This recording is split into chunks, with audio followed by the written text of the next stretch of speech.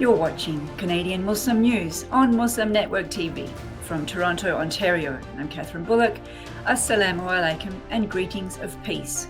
Coming up, a conversation with a scholar, Dr. Liyakat Takim, about Sunni-Shia relations in Canada in light of the tragic bombing claimed by ISIS of a Shia mosque in Pakistan last week. But first, some news headlines. Canadian woman's husband freed from Saudi prison after 10 years. Alberta doubles hate crime prevention funding for community organisations. Brantford community raises $12,000 for teens' new wheelchair. Russian attacks target civilians in Kyiv, Donetsk. And now the details. The Saudi blogger, who was jailed for his liberal views of Islam and critique of Islamic leaders, was released after 10 years in prison. His family in Quebec confirmed Friday. Raif Badawi's sentence ended on February 28. His wife, Ensaf Haidar, who had been fighting for his release over the past decade, says he called her as he signed his release papers. Haidar says she does not know the conditions of release as of now. Canadian politicians wrote congratulatory remarks on Twitter, and supporters hugged Haidar outside Sherbrooke's City Hall. Canada granted Raif Badawi citizenship in June 2021. Alberta Premier Jason Kenney announced Sunday that the government budget for protecting religious institutions and community groups against hate-related incidences will more than double this year, from $2 million to $5 million. Premier Kenney made the announcement from the Calgary Vietnamese Alliance Church, a site still recovering from arson damages last summer. In the spring and fall, organisations can apply to the Alberta Security Infrastructure Program for protections such as fences, cameras, and alarm systems. Hate-motivated crimes have been on the rise in Alberta, with the Calgary Police reporting an increase of 44%.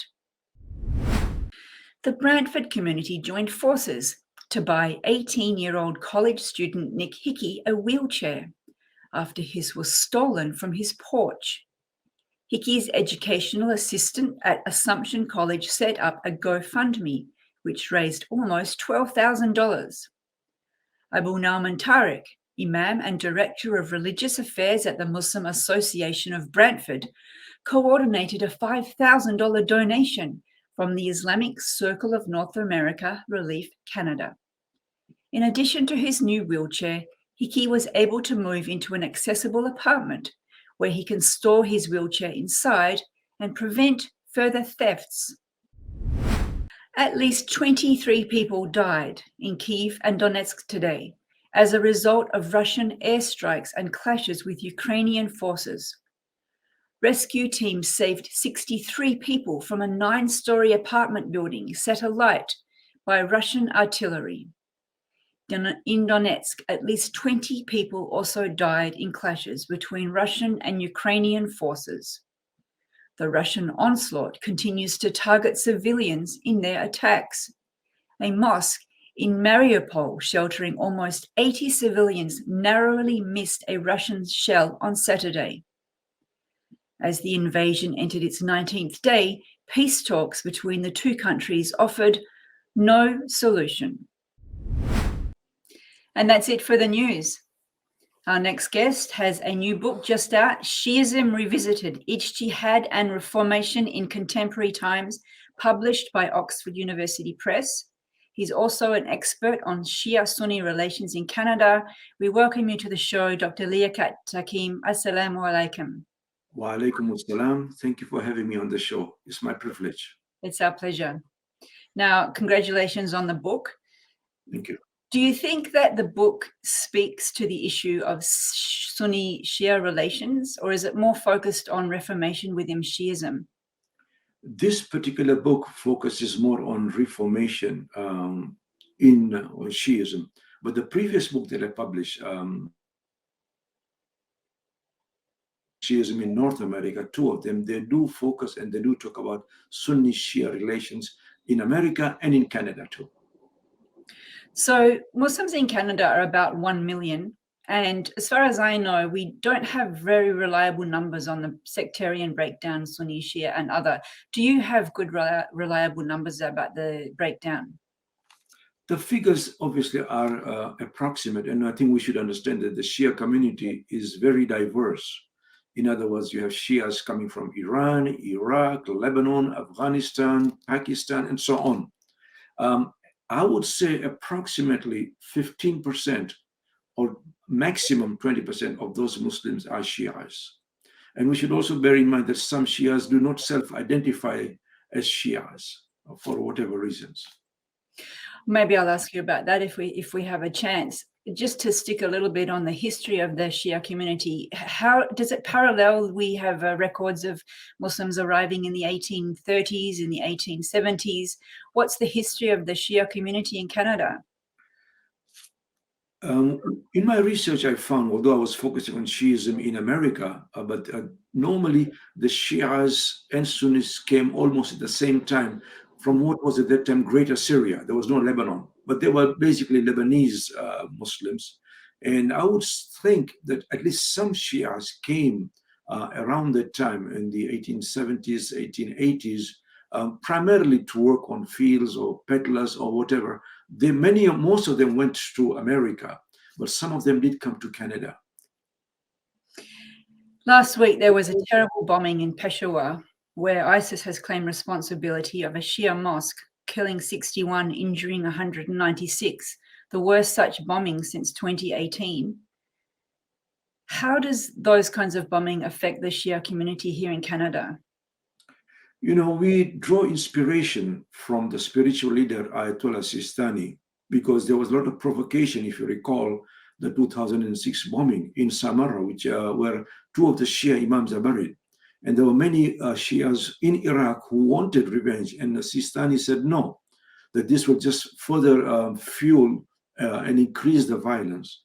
In fact, Ayatollah Sistani told me, himself, and others, that never call Sunnis your brothers, call them yourselves. In other words, they are even closer than your brothers.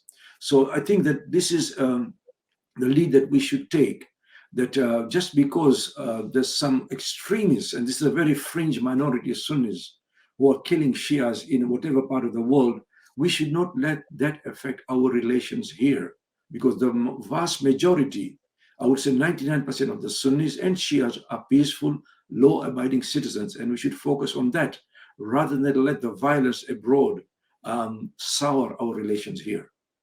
That's a very beautiful leadership. Is it picked up by leaders here in Canada too, from the Sunni and the Shia side? Well, certainly the Shia side have been told very, very clearly that do not let the violence or whatever happens abroad, let it affect your relations with not only fellow Muslims, but even non-Muslims too. In other words, Shias are required to live as peaceful, law-abiding citizens with proper ethical, moral standards. What do you think we can do to help? Okay, so let me ask this question again.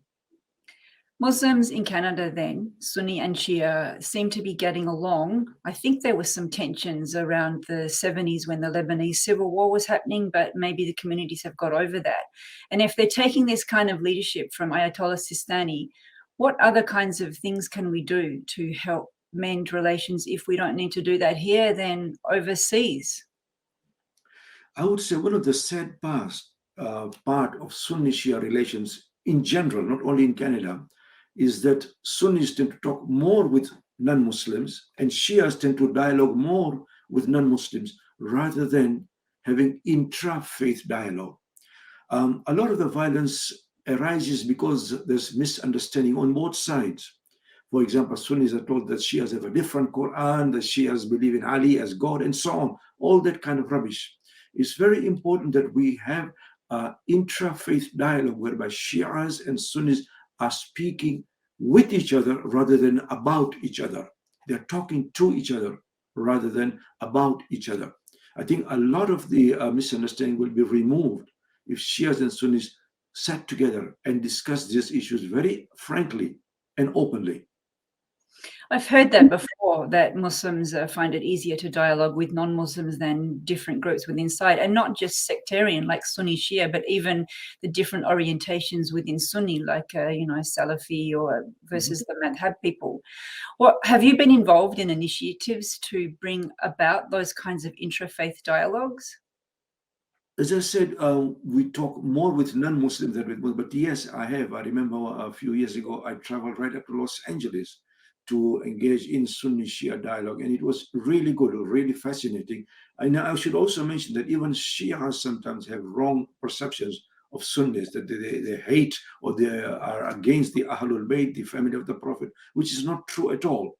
I know that all the Sunni texts, the Sunnis themselves, highly respect the family of the Prophet. So, as I said, we need to remove all these prejudices, stereotypes, and misunderstandings. So you said, I heard you say Los Angeles that you went to, is that right? So that's in the US, nothing like that in Canada? There might be some on a much smaller scale, but I know, for example, that I was on the Council of Imams in Toronto.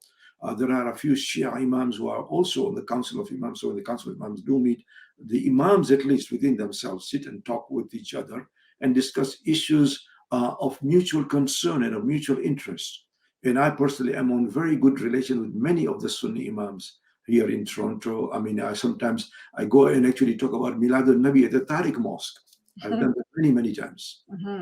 So what would be a number one issue of mutual concern that you've heard the Imams talking about?